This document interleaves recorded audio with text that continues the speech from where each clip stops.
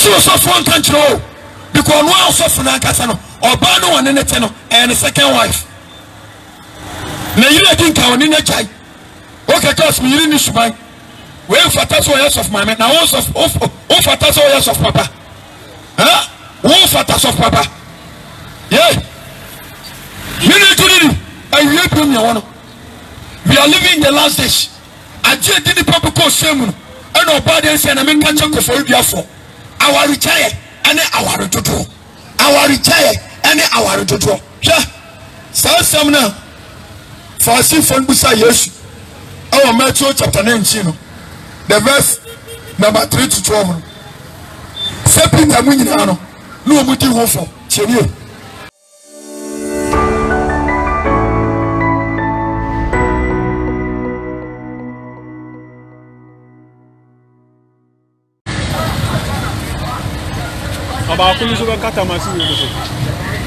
the gospel must go. Rain or no rain, the gospel must go. Make you want to see me so. It's bon some share any napon and say, obey ni panitia every name as some now. Chenye, obey no mebia, any power sasuoso. Ye now kekasa ya pese a Christopher. It's a dear Obati fiasi osofuni osofu eko osofu akoye sei o Kristo ni we akoye sei etuutia we ka bo e decide say ofri na ekoi ubedi Yesu anamo so no ubase wo so abamabu we decide say ofri na ekoi obekọ asore ubase wo so abamai abu bonsam buta nyina ne say wo abama Kristosom afru nipa wo abama Kristosom aye nipa hi wo abama Kristosom apo nipa tirim Senator Yepa, make you imagine the city bishop. And we have plenty of one. But someone is saying, Bracket, Revelation chapter 12, verse 12. Or so as some young come on, assassinate Pomunia, if you some time for Bonsam, what you are, or them sunny bracket, a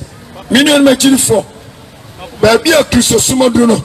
but didn't catch them say, a brewery, a bra. Esa o hihye ho konkron ane twere konkron akira kwan baabi a Kristosuma do no baabi a wiase no do no ye franu kane jo kranko minel magiri fo ma menka masemi ade ba ko ade Kristofo bebre ba ko osemu eye awataye ene awaredodo chenio ade ba ko awade semenka cheko for rudiafo Kristofo bebre ti wo fo na wate asondam wo ya ada oya sompani oya kwa master edu be ko semu eye awarichaye ene awaretoto tienie ena sancheche we enkoso asondem because osofu na nkasa na oda woni no me kasa ne yire otoso miansa no ne che no seneche nie pa yesu se ni fani che ni fani kwanya omu nyina be dai e be hia mrem me se adia mama Kristofo bebre enkwagie babaye aye awarichaye ene awaretoto awarichaye ene awaretoto chenechenie pa mami kasa binchama sede nyankopon bo nipa no nyankopon obo aware. God created marriage according to the book of Genesis. Nyankopon obo aware sede obo nipa no eti aware ya tie bia nyame ani wo ho bonsam so aye na adwe se obefa aware so ama Kristofo bebre enkwachie abomo chenechenie pa wutie me na nwumre a me pese wutie san chirechire we sawawa ejai aware fofra ma wa ka fa wachire wata wuti afitan kongo chenie we ya ketesia we ya branchia we ya papa we ya mame me se wa ware wajai wa ko ware fofro me se he emfa no more of years out better Pentecost emfa no more of years out better CS wo emfa no tons out better emfa nyame adwuma obaboa me so be wo kopon samto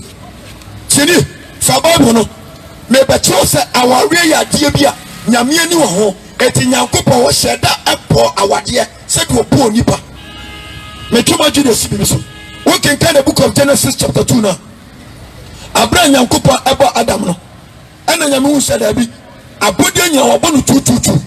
eti enya se Adam ko abatena eti nyankopɔn na kyerɛ ɔbɛbɔ ne sɛ so poafo ɛdɛ ɛde ama no eti the book of Genesis no tie no kyenie nyame hu sɛ daabi eni kɔ sɛ bɛrima nko atena eti wɔhyɛ so ɛbɔ ne poafo ma no ɛyɛ if mepato in the beginning nyame ba awareɛ no wɔamɔ bɛrima baako ɛmaa ɛnan wɔamɔ bɛrima baako ɛmaa mmienu ɔbɔ bɛrima baako ɔbaa deɛ baako sɛ nka nyame pɛ sɛ bɛrima yɛware mmienu yɛware mmiɛnsa yɛware etu a ɛkɔbɔ Adam no ɛkɔbɔ ma etu ɛde ma no nyame bɔ awareɛ sɛde ɔbɔ nipa awareɛ yɛ adeɛ bi a woyɛ Kristo ni wɔntumi ani nini nyame fa ho nkyɛw da kyɛnɛkyɛnɛ ɛna asɔfofoɔ bebree ayɛ mistake ɛna yɛtwa mu gye firi dankɔ nwoma no Kristofoɔ bebree obi so kɔ so a wɔyɛ saa mistake no ɛnmo wo ti mu pɔta ɛsɛ ɔbɛgya wo yere ɛbɔ wo ti mu pɔta ɛsɛ ɔbɛgya wo kunu kyɛnɛkyɛnɛ pa mame ɛnsɛ bebree na gyina friends Matthew chapter 19 the verse number 3 to 12 fa Bible ni yɛsua deɛ kakra Matthew chapter 19 the verse number 3 to 12 ɛbrɛ yɛasoa Messiah Yesu Kristo wɔgya n'ahenni atu ɔbɛfa akwate bi ato no ɔso no ɛduru baabi wɔakyerɛkyerɛ no ɛna Farisifoɔ no kɔɔ Yesu nkyɛn ɛna ɔmo yɛ amagye sɛ ɔmo nkɔsɔ Yesu ahɛ ɛtu ɔmo duru Yesu nkyɛn no ɛna ɔmo ka kyerɛ Yesu Rabbi wɔn kyerɛkyerɛ yɛ nokorɛ yɛhu sɛ wɔn kyerɛkyerɛ da soronko wokasa te sɛ deɛ ɛwɔ tumi na yɛwɔ kwasi mi yɛpɛ si ebusa wo saa kwasi wei ne ɔmo busa Yesu Kristo de asɔ no ahɛ ɛhɔ na ɔmo ka kyerɛ Yesu sɛ Yesu Matthew 19 the verse 3 to 12 Yesu Kristo yi asɛm bi nti obi bɛtumi agya ne yere anaasɛ asɛm bi nti machine wey nkwa no amfa mɛto so a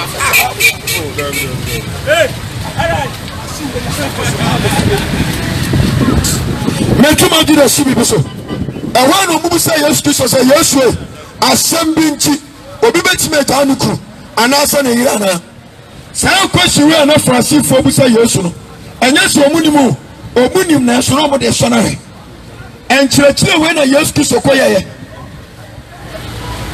kyerɛkyerɛ nie paa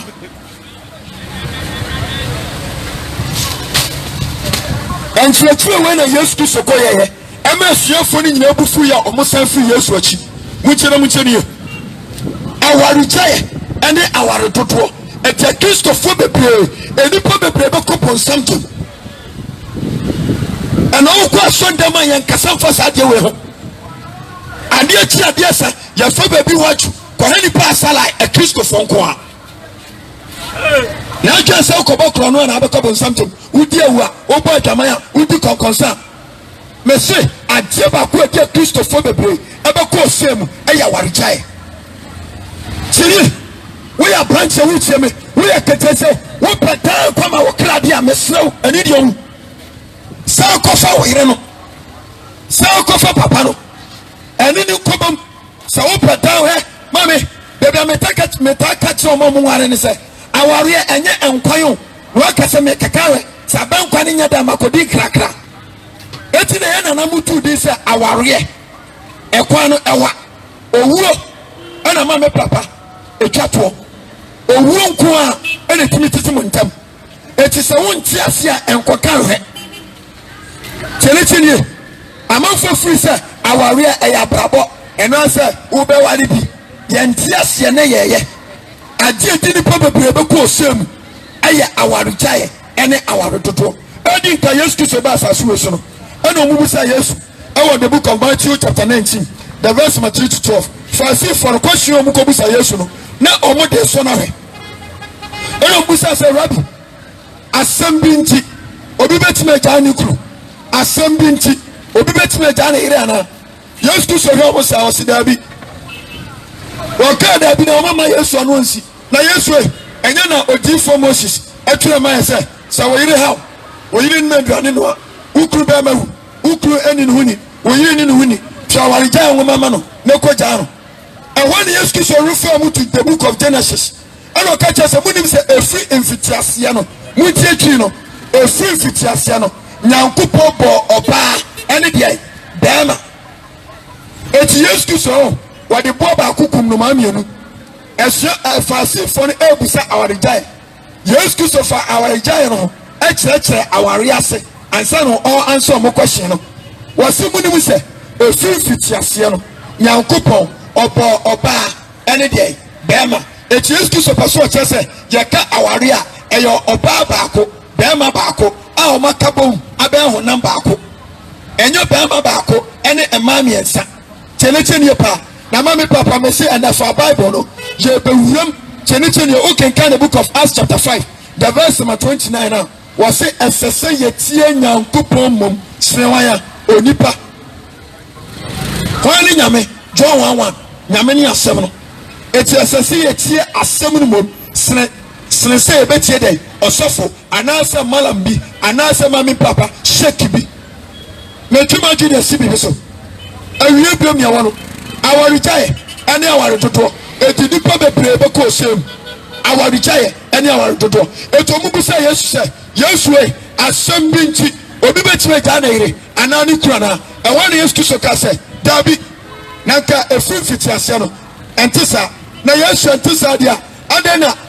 Moses odiifo Moses ɛhyɛ yɛ sɛ sɛ wopɛ sɛ ogya wo yere sɛ wopɛ sɛ ogya wo kuru kyerɛ awaregyaeɛ nwoma ma no ɛna wokɔ America wokɔ German maame papa sɛ wo maame bi wo papa bi wo nua bɛrima bi awari wa kɔntuom a wokɔ nkotodwe no abɔmpae ma no kyɛnɛ wɔn mu a wɔn ho ama nipa awareɛ mu abokyerɛ awareɛ maame abokyerɛ awareɛ ɔba bɛrima ware ɔba wɔ abokyerɛ a mesi wokɔ nkotodwe no mu abɔmpae ma no wokɔ abokyerɛ a Moses mmara nsɛm no ɛda so yɛ adwuma sɛ wo ne wo kuro te ɛkyɛ na wokɔ abokyerɛ a ɔba yɛ bɛrima wudu UK sɛsia wudu German sɛsia ɔba yɛ bɛrima wo bɛrima no wokyimi ɛnɛ dɛ ɔba no bɛyi nɔɔma gu nkyɛn sɛ ba critical so a abaa no bɛtaa ɔba no akyi kyinikyini wotu kɔ akɔ abokyerɛ a mmerɛ a wɔ abokyerɛ no efeva ɛmaa no ɛsene mɛrima no etu ɔhɔ no ɔba nfa bɛrima nyɛ hwee ɛni ti adeɛ baako a maame papa ɛdi nipa bebree bɛkɔ osɛm mu ɛyɛ awaregyaeɛ ɛne aware dodoɔ etu ɔmo bisa Yesu ɔsɛ Yesu asɛm bi nti obi bɛtumi agya ne kuru anaasɛ ne yere ɛwɔ ne Yesu Kristo kaa sɛ daabi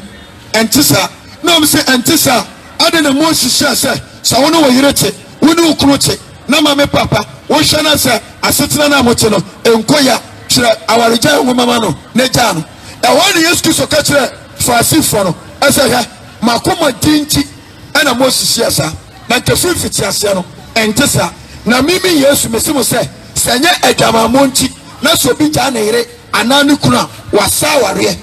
kyerɛkyerɛ nie paa na deɛ ɔbɛware deɛ agyaa no nso no asa awareɛ menu akyi ne ni wonim Yesu Kristo kaa adwaman no kyerɛkyerɛ nie Yesu Kristo kaa adwaman no na Farisifoɔ no nyinaa atwe ɛyɛ ɔmo hee sɛ okay me yere kɔbɔ adwaman na sɛ magyaa na ana eti na me yere no ɔntumi nware foforɔ na me nso mi ntumi nware foforɔ mepatɔ saa nkyerɛkyerɛ wei ɛna ma Farisifoɔ no Yesu Kristo suafoɔ no ɔmo nyinaa gyaa n'akyiri die because through the book of Matthew chapter 19 verse 11 ɔmo ka kyerɛ Yesu Kristo sɛ na asɛm wei deɛ wɔn a na bɛtumi agye muntie o asɛm wei deɛ wɔn a na bɛtumi agye ɔnsɛ du baabi a o baabu mu asɛm no wode toto wankasa wasetena ho a asɛ ɛsound meaningless asɛ nteaseɛ bi ani asɛ nyansa bi ani ɛbi a ɔmo bisa Yesu kɔhyɛ sɛ asɛm bi to obi bɛtumi agyaa ne yere obi bɛtumi agyaa ne kuru a Yesu Kristo yi ɔma no no woduru Matthew 19:11 a ɔmo ka kyerɛ Yesu sɛ na asɛm wei deɛ ansa wɔyɛ a wode ama yɛ deɛ wɔn na bɛtumi adi so wɔn na bɛtumi agye ɛwɔ ne Yesu Kristo ka kyerɛ ɔmo sɛ yɛwɔ wɔn ma sɛbi asase wei so no ɔmo firi ɔmo maame yɛ mba no nyame ahyehyɛ sɛ ɔmo nware ɛna ɛyɛ wɔn ma ɔmo ankasa ɔmo dɔm nipadua soɔ sɛ ɔmo nware ɛna ɛyɛ wɔn ma edipa bi ɛna ayɛ ɔmo saa ne deɛ gyi ne ni mɛtuma gyi deɛ si bibi so ɛma awaregyaeɛ ɛmfa nkɔ osɛm mu nyankopɔn okyerɛ awaregyaeɛ nyankopɔn okyerɛ aware dodoɔ menim nkyerɛkyerɛ a wosɔfoɔ de ama wo menim adesua a wɔsua sɛ woagyaa wo yere woagyaa wo kuru na ma me papa ɛna wote Pentecost wote Roman wote CAC ɛsɛ wopɛ daa nkwa ma wo kradeɛ a mema wo due enkwachie babo tini enkwachie ebabo awurade si ochira warejaye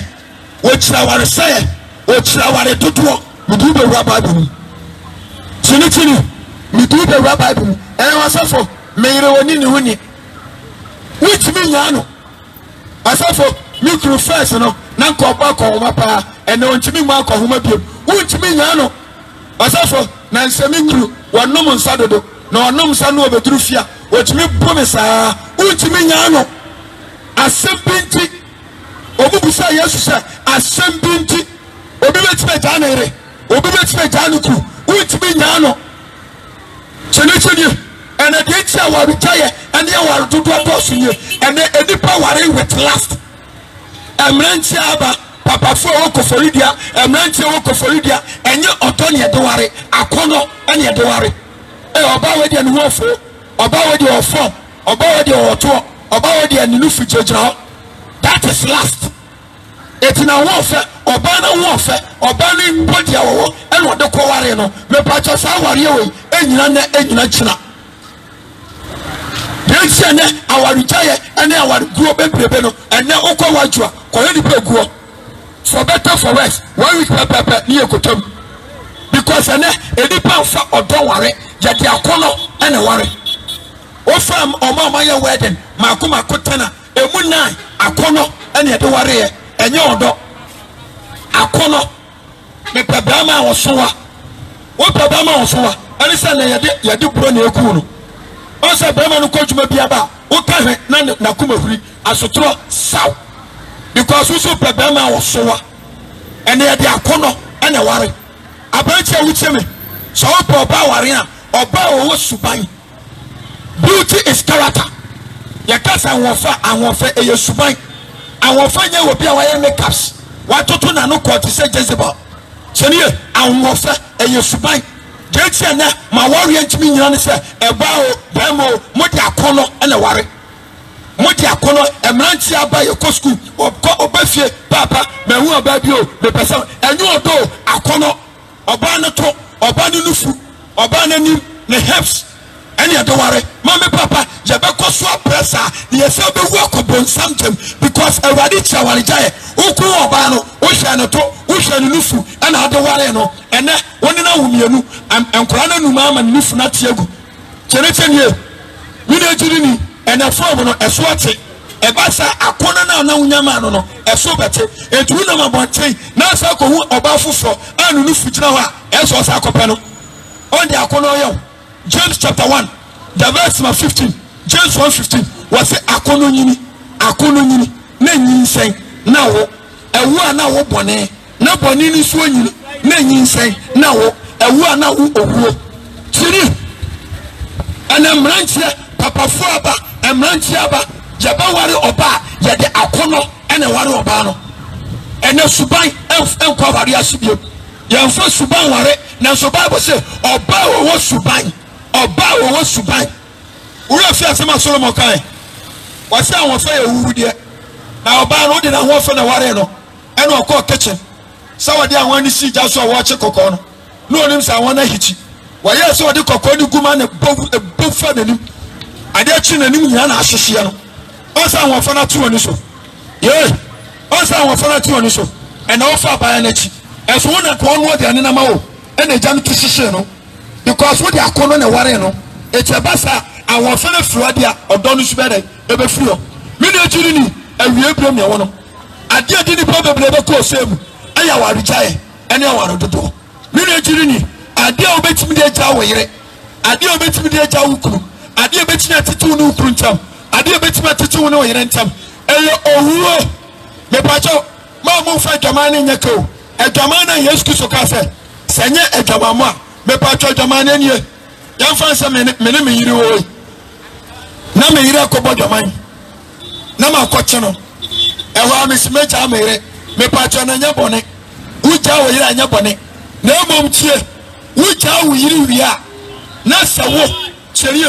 wo ye bone tia nyame a ensre bone fache because Matthew chapter 6 the verse number 12 was say and forgive us our sins as we forgive those who trespass us against us was a fire body free. Said the answer the free one eye. Why I am boneno. What's the way you go on powerful? What's you grow go powerful? Well, cotton, so on the baby show. One fine channel, one channel. And your bonnet. Never, I can tell you who boy come. Bible say and waripium. Nema uba wari sa ketesiano. Uni ni anu masa wari. And yawa mranche bebre. Yawa ma bebre mami biti me mame. Wa she wa tube say wo de okwa asore. Wo de wo ye elder, wo ye deacon, wo ye prophetess. Enso me ka cho say obi ekuru ana ane ne to no. Osofo na say wa jana ire. Yo ma che. Asofo say wa jana ire. Mimi wonu no ne ire jai. Bible me ati ase Jesus se kire de 36 aka kire wo mo peda kwase so obi ne yiri jai yemfa se na mesi me mpa me yiri bio na me ne me yiri na jai na wo ye wa atwese me yiri na meja na ono kwato on ankona mo o ko ware na woni ne me anu masa ware me ba man so me ja me yiri no so wo ba na ka se de so ne ne ye jai ono kwa na to eti me ko ware na me pa cho wo twa wo je fitan kwa wo Messi said we did the problem because accused of football. Obi tieme bema onenete no ani bema fofonete oba fofonete oma wutu eno mujaye ena nda wo so akofa no wan ka se wotwa wodi afitan kwan siri Messi said we no osofu na nkasa mu na yira onenete no and second wife siri me tuma jide sibi so na bana no beti aka no pro ya tena mo Messi san church we yes kiso yan church we e wona Francis fon ka chese na Yesu san church we church de why ne beti age minim say atema but this is the bitter truth and any pan kura no one share what you be say o pass sorry na aware enti no edu ko sem be ma na wode ne te no wa wore da oba na wode ne te no wa wore ajai ene papa sister me so jani fi ho so let you woni be ma bi te woni akatese bi te wadi nka ware ene oni ni kura jai ene won ne te me pa chaw sa wo plan kwa cha ma okra jani fi sa oba no jani fi sa be ma no sini minim so wo mu pe tan kwa mo kra ebeti ewie benu e process e kanu kra no echi nipa mame bietia utmi nya wirinie bietia utmi nya wukrunie for the book of the book of Malachi chapter 2 the verse number 14 to 16 Malachi chapter 2 the verse number 14 to 16 Malachi the book of Malachi chapter 2 the verse number 14 to 15 Malachi chapter 2 the verse number 14 to 16 the pastor ada abranche muntie de dia apart from owuo wuntimi no woyere wuntimi no ukuru enya ini wunim Bible say ada wu aketesia no awu ususu se waya osasu boafo nti woni ne betina no uko hu aketesia no papa uko ofie na aketesia no papa ka cho se obehia coke crate baako ena anka ne titiska no 10 Ghana cedi enu no obehia na wa hira one ne ba no aware no so me pacho ya kasa aware nya people no enya wedding no enya ring na mo de ba hye no aware enie aha na aware no wo asofufu ene mami papa ebusuafo ene mo de wedding people atichire mranche ni ntene mranche ntimi ware me mamudie aketesia wucheme yaka aware ni se abranche bi wu aketesia bi na wonko wu aketesia ni papa na aketesia ni papa ka chense me yen kube baako ya fansa bese baako ena tete 1 Ghana cedi baako se me yen kube baako bese baako 1 Ghana cedi no na se me kwa aketesia ni papa ho na o papa so 1 Ghana cedi no na o hira so a eno ne aware a Nyankopon tutu. That is marriage. The church has nothing to do with marriage. Or suffer any kaka or our mutie. And it's an emergency to me while in our pressure because we are bright also by we need best 60 million, 80 million. Chili Tiana, Mimini at a million, Mini Sister Milano, or buy some pano, and the answer shop. What the bounce near who bears a sex? Okay, can I catch us a bush of 1 year? A yawan way, Mammy, a yawa, and me body, me body, per se, Sanikawa. Messi, ya benyi, Sawa Banama, who bears a time. Kawano Subabo. And I said, a mountain is in your breno. Your boss, and I can't win fear. Ya benyi, Sano. You sound so say ya pamono. Now fear ninety. You know about what way. You make you put one kind of sleep as a bubble. Our real Mini ya ka warrior. Our real Bible say Acatesia, a branch who Acatesia na Malachi, quotation of Malachi chapter 2, the verse number 14 to 16. Malachi chapter 2, the verse number 14 to 16. Tie, Abraham who made it. Who call the papa? None of papa catch us. Magic coke create barco. And can it is canon 100 Ghana. Nami for coke, me for coke create no. Nami 400 Ghana no. Nami the me papa ni me man come home. Nami call Obani feel. Nami call two papa no mamia. Minya the 100 Ghana no. Any coke create barco no. And the man aketesa man e papa. Now o papa so. No catch there say if you no pray Mishra warrior so afa ejani betuafo enani betuafo na me brahman so me sai me ma me betuafo me papa betuafo omuria no maka enhiransam ade atuafo me pa cho we ni aware anyankopon jitu teni eti Bible say ebra wudi coke crate no wudi 100 Ghana no eba aketesa ne papa no nyankopon se onu da ne ogina ho Nyame se sada no abaya apam me pacho aware eya apam nso owuo na tete apam mu Ghana fwe me pasa mo ti aware ase Malachi chapter 2 the verse 14 to 16 aka kire se aware eya apam nso owuo na tete apam mu so owuo ma ya apam no ekoso ere eda ho ena Nyankopon so se abra ugo aketesa ne papa no wono so na ye dansini Nyame eye dansini ebra mi hu oba no amekọ ne papa fie no Nyankopon ene dansini eti de tia mi timi nyanie metimi jaya this Nyame no obedi adanse Thursday na mekọ aketesa ne papa fie no Nyame no obedi adanse no se ebetimi jaya this wo giram Nyame so tumi megiram ji owuo ene betimi atete mo ntam tieni mesi asema mi ke o amanfo be bi ntam mo ndi wofo eti asem no eti so obetie me say obi aware agya ni kunu obi aware agya na yere na saketesia wonko abranche ono nko na te wone na yere agya kesa wo de wanya obi oto okwa na wo da me pato ketesia wo ware sa abranche na wo ware agya na wo be ko ponsam gem me so so fon kan chiro because no also funa kasa no oba no wone ne te no and second wife na yere din ka woni na agya. Okay, cause me you need to buy. We fata so years of my man. Now one fata so years of papa. Huh? One fata so papa. Yeah. You need to do. And we help me one. We are living in the last days. I just did the papa call same. And nobody say na me can't check for you for. Our retire and our to do.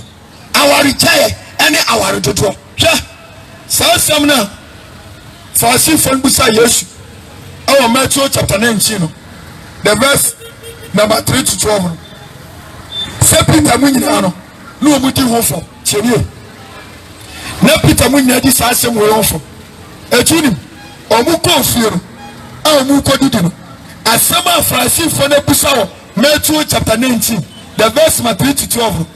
Ah, Peter Namunyamo, or Muko fear Muko didino, Peter Munyano more here, it has some now warm. Omudidiano me patch up your Bible no. Mark chapter 10 verse 10.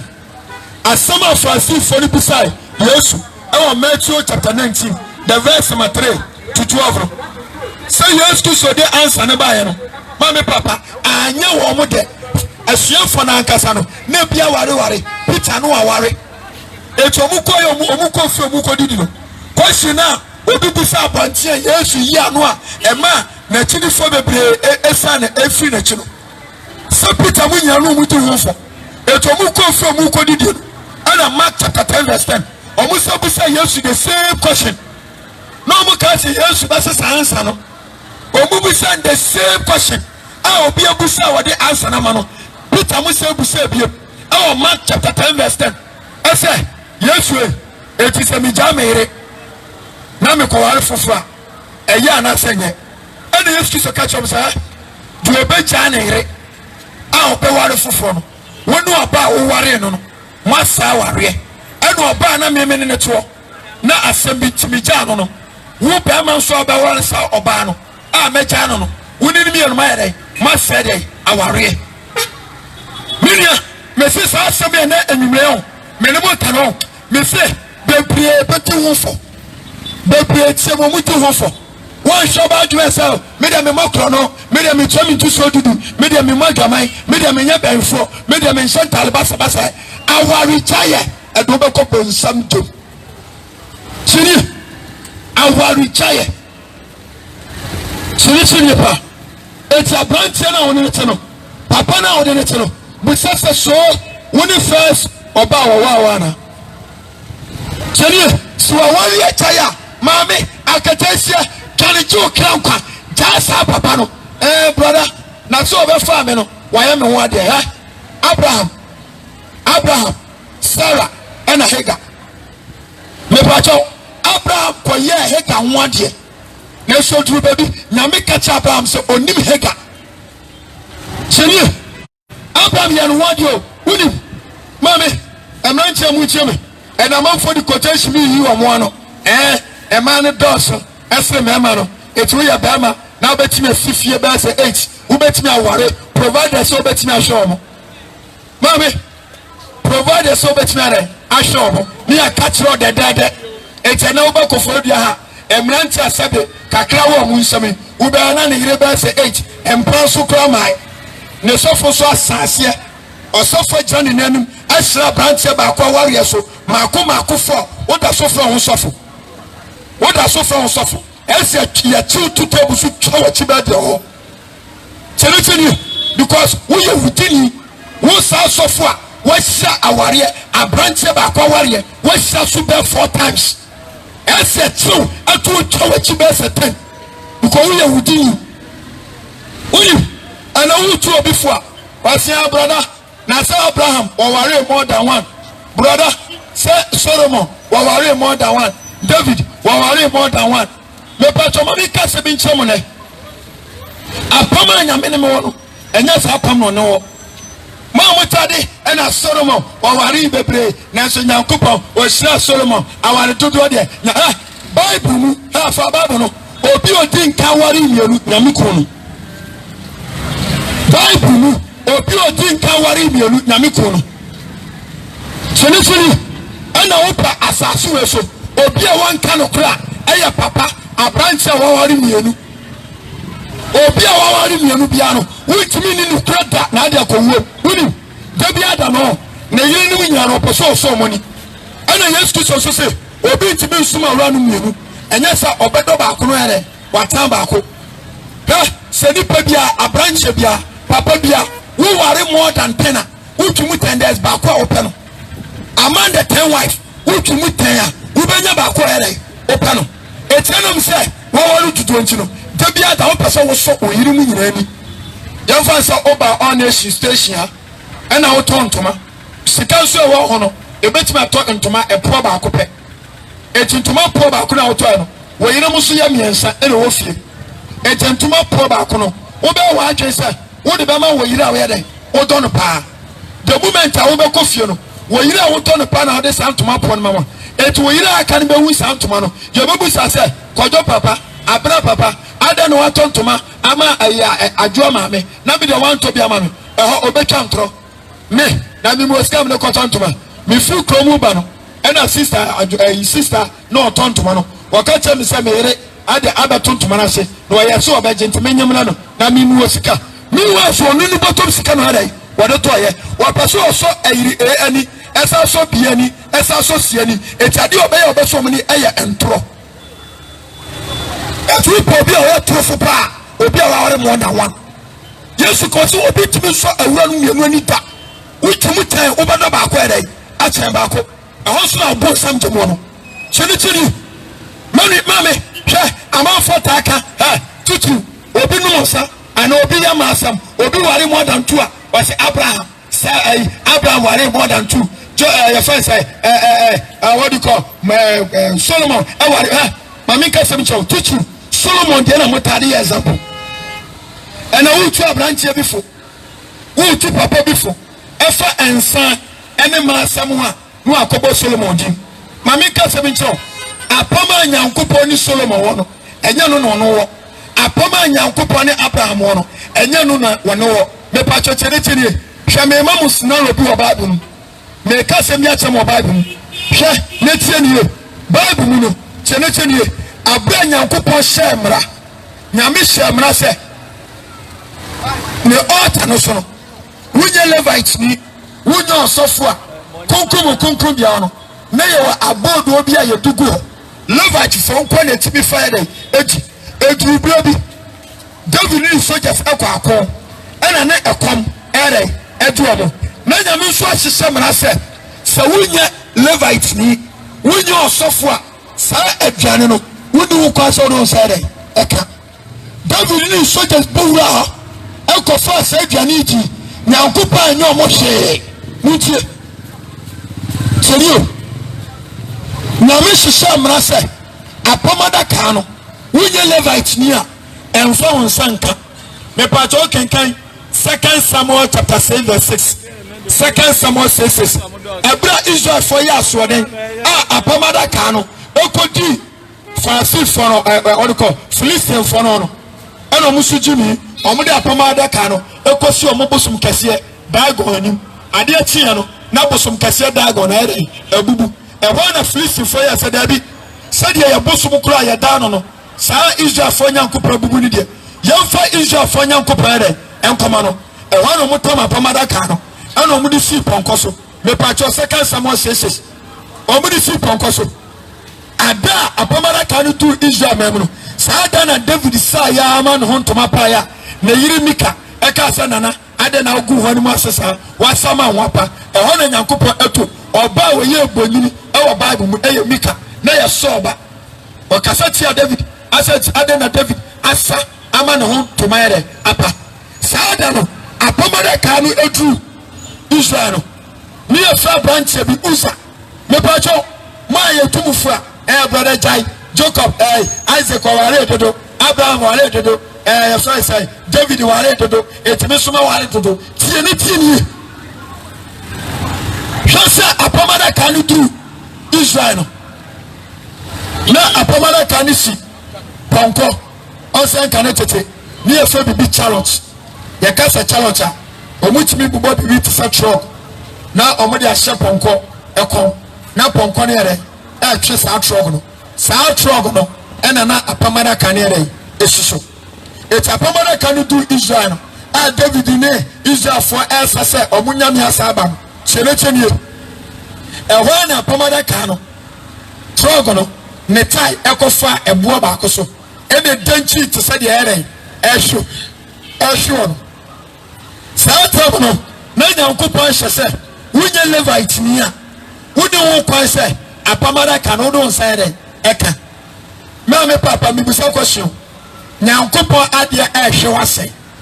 nyame apomada ka ehwe wase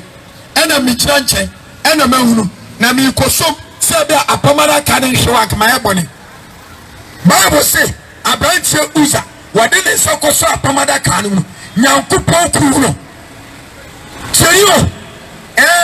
Solomon wale dodo etibisuma wale dodo aware dodo na nyame nchiri Abraham wale dodo media me se wo no sofu nchimi fo ni nyina be wo akobonsam jom siri eluti na me mamu enfato ho no onse apomada ka no nyankopon ka se wunye Levite ni a enfa wo sare enka ana apomada ka no ehwe ana Uza aya na agese da bi na me ade e be hwe wa se dia mi so sebia adene yedai ense the moment Uza so mu na nyankopon hwe ho ekono the same apomada ka unim ebra nyankopon kum Uza no e wa na fe David suro obi a David kasa bɛka Israel fonsa a wani agye no Uza koya so de ne sakeka wonye Levite ni nyame akuno no afre David a wosaye na ni gyanya da ne na wreho afre David suro sɛ apamana ka akwa no obagide akona himfie Bible me ati asese papa bi a ono nso nye Levite ni wuri na kupon kum Uza no Israel fo nyina suro eti apamana ka no no obi apeso de beko ne fie Levi ni o Israel ni o obi a wonye Levi ni akoso apamada kan edi kosi ni fie nyame enkuno me ba chensia de duwa o nyame aka ato se wonye Levi ni a emfa wonsa kapamada kan no ana branche be fa no Uza na nyame apamada kan hwefo edi okoso omu se o ma ne hwo nyame ku no echi no Israel for ohini David omu nyina suo se apamada kan no mbekọ ho obi anu onye Levi ni akofa apamada kan no atame edi kosi ni fie nyame enkuno etimonwene ho wa hwe bekase Solomon ware dodo David ware ema bebre etimisu me ware bebre me pacho apama nyame ni Solomon wono kema menka Solomon abakoso nkyem nyankopon na ma kwan se Solomon on ware dodo emranche yetumufo a munya nsa mo se nyankopon kwa jinsa tumro me ka cho se nyame ne ma Solomon kwan se onom nsa is for a reason for Bible no ma bi church we mpa sane ato editions you go the book of 1 Kings chapter 5 the verse 1 Kings chapter 3 the verse number 5 to 15 about 1 Kings chapter 3 the verse number 5 to 15 on say abraso say ese Solomon be din no nyame fra na ko David so aka kire Solomon say Solomon said Elohim Yahweh osieni wasi bi wo na chi no eyawu na abedi ade Solomon ti sa asem we ya ana o na age said abi osa etu okoko ba afore ye no obo mpaye ade akire wade na wade akwa no na wakire ti oman Israel so eti anajo no ana Solomon ofa na afore ade ena okoye nyankopon nim ena okoba afore no enka ne tete obi akoba mpaye a ode afore ba de eka ho etu oba afore ni ye no asa nyankopon mu ano na hini a obedie no because oya bofra oya branche oman Israel kesiese no enye de ono anka se betimi nim de ebu oman Israel eti awade emra ne mo me pa chensua di Solomon ba afore ni wie no ena okodaye me pa 1 Kings chapter 3 the verse 15 to the verse 5 to 15 emranche yetumufo munya ensa wose nyame jensa ensa de onuma enya bone emranche yetumufo munya aware dodo wose aware dodo ena asofofo kwase o ware dodo enya bone me pa twe nwura Bible 1 Kings chapter 3 the verse 5 to 15 etuni Solomon ba afere ni wie no cherio oba afere ni wie no a okodan no e wana nyame yi no wodi kire no eno ka cho se makọ Solomon wa afore bono mpa go dimanim na me pese ubusam de wope na me awade menyama me pa cho nyankopon sheda yinu wodi e woda esumu akire Solomon cherio nyankopon sheda dan wodi ejinu wo kire no Solomon e woda esumu se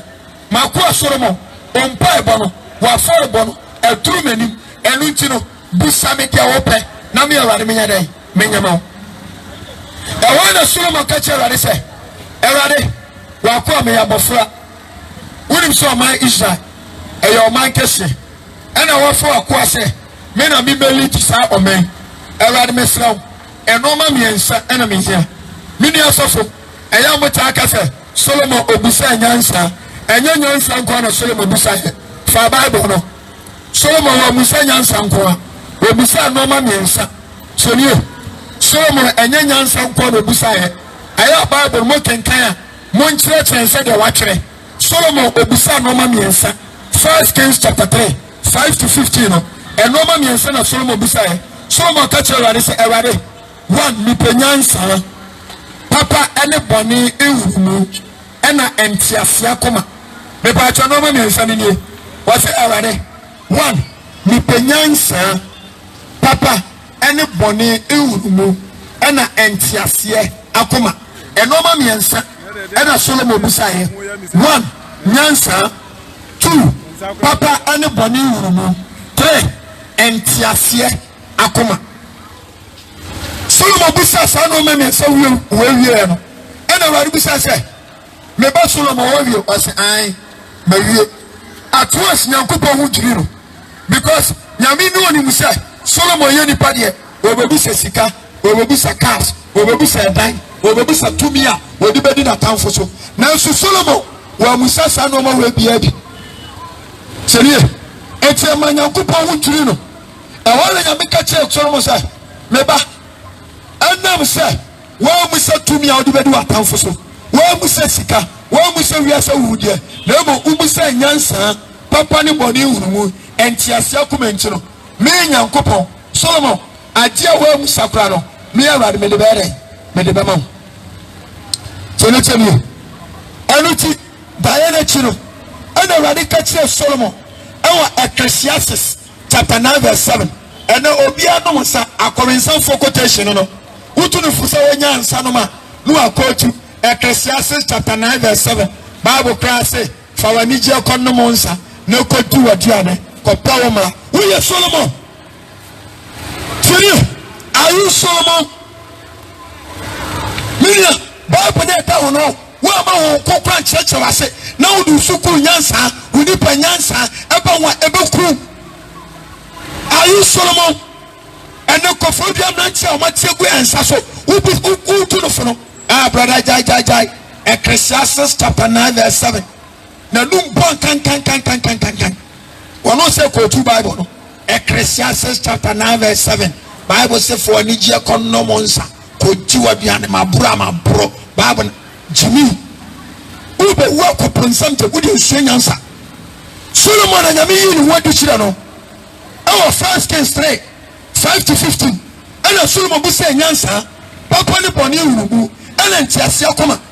ana mama Solomon bu say no ana yankopon ka che Solomon say Solomon na me ka so be bu sika we be busa tumi on be di watamfo so sa wa musa sa no ma we nyina na ses dansa entiase akoma ane boni ni papa hurumu dia e de Solomon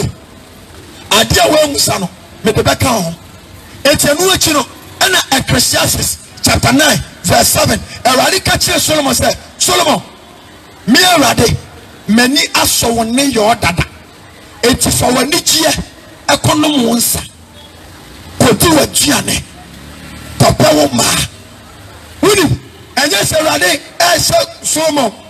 o tu no fobane se onkonom nsa ana onkoya ma asemo it was so easy because Solomon bisa se opese onya papa ne bone ewurumu me pacho ensuo mienu suro cherie yadi ensuo mienu asuro e wakapo mu ba ku ye nsuo hye ena ba ku su ye nsuo nyu ensuo nyu na fruzi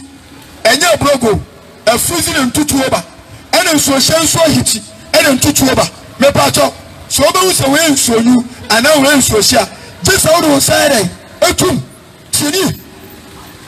eti Solomon ka che Erade se ope papa ene bone ewurumu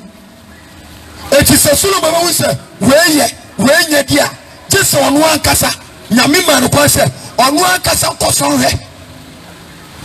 nyame le ma Solomon kwan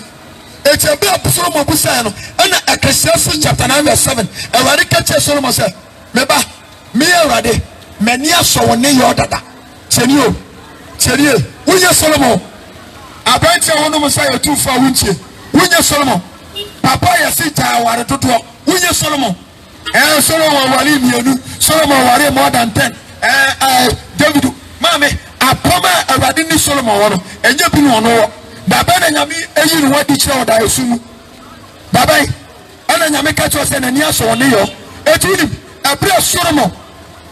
metuma gire si bibi so abra Solomon nyame busa ne se Solomon kawakuma so ade na me Erade me nyama no Solomon obusa nyansa Solomon obusa nyansa papa ne body hurumu ene ntiase de akoma nyame wu kire no eti nyame ka kire Solomon our the book of Ecclesiastes chapter 9 verse 7 esa me ba Solomon me Erade mani aso woni yo dada eti for ni gie kono monsa fa kodi waduane because na Solomon busa se opesu onya papa ene bone de ewurumu me pa choche tanka se Solomon no monsa etimi suma no monsa Solomon ware toto etimi suma it was for a reason nyame na ma Solomon kwan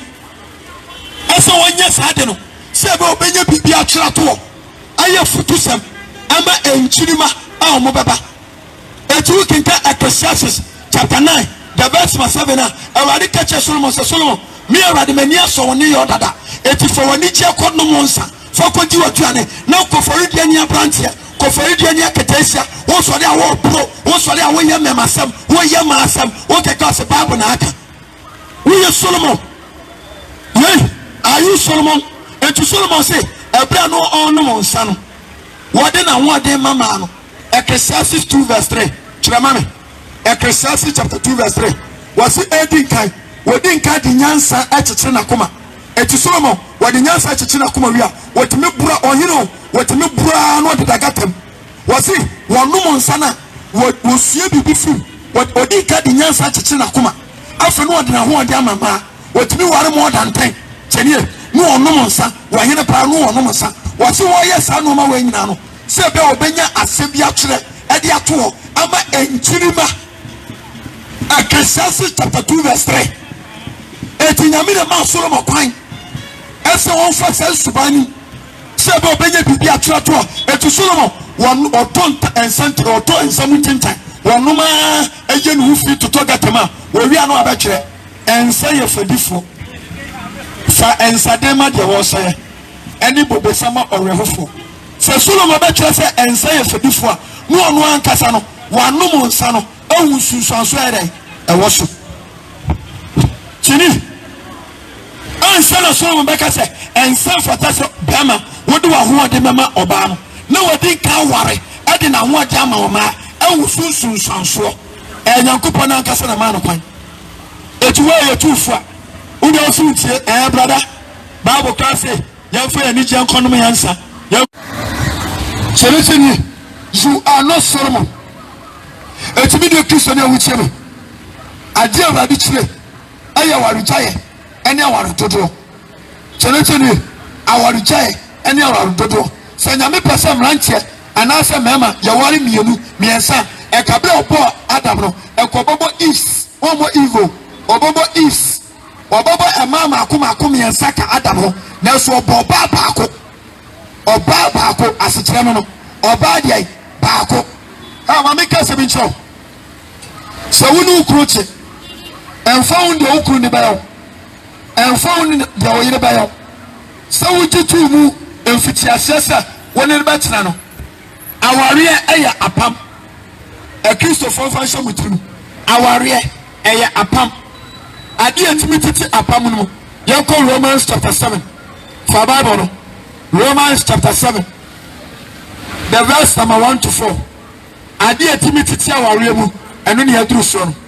sawudu ukruche ade betimi atete montam ena Bible na ka kire no Romans chapter 7 the verse number 1 to 4 Romans chapter 7 the verse number 1 to 4 ade antimititi oba ene bramantam be pacho eye owuo amsa wanche safo mikro bono dodo mikro mo nonsa dodo mikro ka pema dodo meyire ni huni meyire ni enma duane noa meyire siesie no be pacho enu ntimi nya no according to Romans chapter 7 the verse 1 to 4 ade abema aketesia ubetime gira so ede agya wukru ede agya woyere eye owuo nko na timititi awarem chiri owuo ede wukru woyiri wa Bible say awarem mra no won hyahyia biem wutimi ware foforo maami a wukem papa a wukem maami na won ne che no papa na won ne che no bisase ne first wife no wajja ne ire an wa bewaro wutimi ya wode onye won hyeso chiri se de twoso ba akoko no wodi specificachi papa no osika na na iri mu ade na oja no ena obewa ame mache wai wo health yen ene sika yiri wudi ni ye because wuwa de dama hono me maudie brother na se won ware waja na ire sek aketesia no woni ni kuna jai mache sa wo pedan kwa akatesi a wutie me abranchi a wutie me sa wo prankwa chama okra oba ya wawari ejai bema wawari ejai enwaye bita chiri osu tie me asasi ti madanse se mi bejira nkofo yi dia hai ona ehie asema oba de ndi asema no me mfa bi nka ho ena me nyi bi so furu me se wo ya akatesi a wo ya branchi wo tie me papa na wona eche no wawari ejai maame na wona eche no wawari ejai so prankwa chama okra me pacho tanfiri no chini brother, some are such a margin, my such a margin. Say, my bear born again, and see, Yami. Your bonny do how, yan slap on the fortune fair radio. Your friend be restitution. Chenio, restitution. Mammy, what's it there? What's such a margin? Stress no you, and an hour. Mammy Cassamin Chow, Zacchaeus, a brand new digital. No one just can be a new class watching. No one just can be a new class watching. Was she a yes or no? Tell you, Nakasakyo, yes about fear. Yes about it, yes, Kisokaka, Sakos and Quajare about fear. I didn't catch a Sakura. And I said, yeah, Bonia Mitia Trump, Mepato, Jawa Bonibiwa, Pentecost Frontier, Methodist Frontier, Roman Frontier, Jawa Bonibiwa, a new class of Quanamian Cosro. As a Ukoni Pana, we are my member Bonibiha. Young Fast say, first name Fast Samia, our robber. And I'm calling you Biade, and I'm a bra welcome me, make us all in the area. I am in a Mivio, and the idea semi bra welcome me, and the idea bra cocots, and the idea 10 years. I didn't submit a me, and I'm a brand of me, and I'm a man of a tissue of me preaching, and when you can satra, me pacho, me brand need them say, Sabiacase. Yet there are some not to Adamina me boyo, as I your first is Sicano, men on a fire, and the idea to me branoso, me branoso who casa our court. And the other day, I got to Mimi Bonnie and Mimi Dio, and then I made plan each 15 years.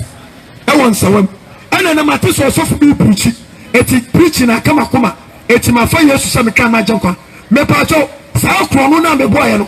I may be the prison. I watch a sentence, no, I play innocent, no. Sanya made a South one in Bachamia, just a me call police station, me call a first prison, I call report to me, say, my papa now with them. Sikani ya deto no so no eyamina mi hia ye enya sa maami e brother nyame mfa chaw na emfa chaw tina bebe na ta so ndam omo sa situation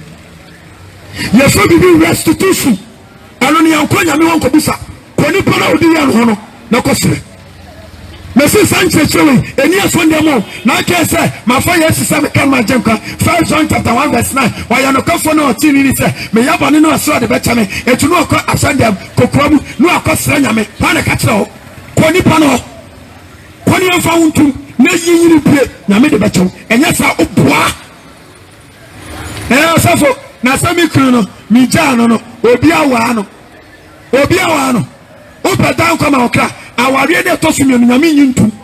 emfa won kawa wa hyew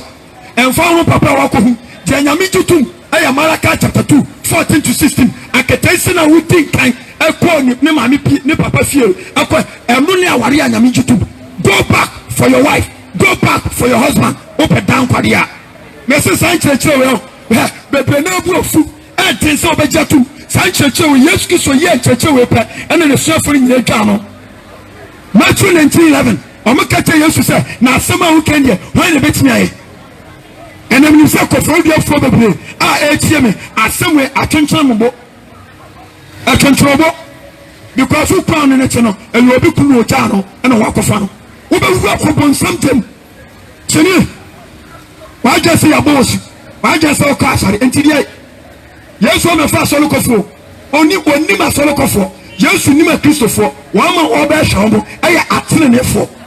wo teneni bedimu nso a mame papa te so sa kofa wukunu no te so sa kofa wo yere no awrade se mi chiawari jaye mi chiawari kuro Malaka chapter 2 verse 16 seni ewi pem ne won osofo kan kira wonta because osofo na nkasa odi wufo osofo na nkasa no odi wufo ena opa bobo so-called big men of God. Asofu for ya muna mo sese. Omo ya big men of God. Na menka omo yere mo nkyerem. so-called big men of God. So-called big men of God. Nancy minim say nyame na hwe na sumo say nyame na yedo Pastor Chris. Nancy no wasa akofa na yire no. Muti sankofu echi mu be wu akobonsam jem. Pastor bi ko obi no onye osofa we say ya friends akwa we mu friends say owusu bempa. Obi a waye no fourth wedding osofo. Na mrancha muguna so obetu mu fusa wa dodo onye. Wa waye jai first, jai second, jai third, fourth and what yasin. Na same person what in that sense church be say what the mama. Huh? Yeah. Asam na nkasa osofo na nkasa oji onim no odi hofo. Na bere no aka no kona chew. E che na wu ason dem a bon one. Ai omo ba sole sa abeku fo nkwa na di akire. Abeku nko a abeku osofo na nkasa mu wo abeku miensa. Chemi osofo na mu wo abeku miensa. Bible so ka di pray so obi jaware na okofa na wunini mi anu nyina mu be ko semu. When the first team say my no one there. When the catch say ehonyade na we nyame tutu.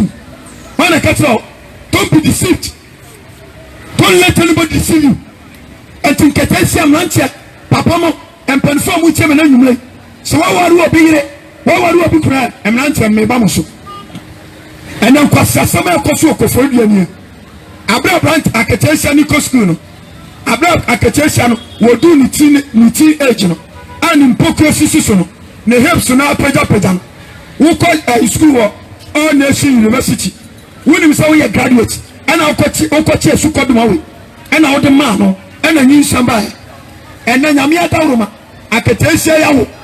wo anya no wade o wawo wo wie school so no nyame adawroma mo ye graduation no wo sato classmate ba ko so and na de wani afi wo we say we nya aketesia we ye literate umpe illiterate. Ebe na wo send so there one thing so we illiterate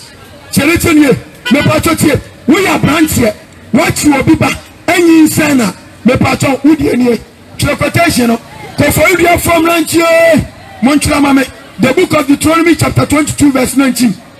me pacho on chira no Deuteronomy 22 the verse 19 ade dem branch bebre be ko bonsam jamie wanya no nyinsa no owo a say we de manware no eya emprane twen na ebaba mu menia emprane otwe na baba mu ana watime wunyansa koye oba fofo ho ade wo ye mesre. Deuteronomy chapter 22 the verse 19 Bible say we are branch here na wuchi obiba na wunyinsa na antempana aketense na wunyinsa no no na wonimsa na wonya fa na akoda no so ye wonimsa ye illiterate. What can cause on your class? To me for Anatoly, they know your class. Huh?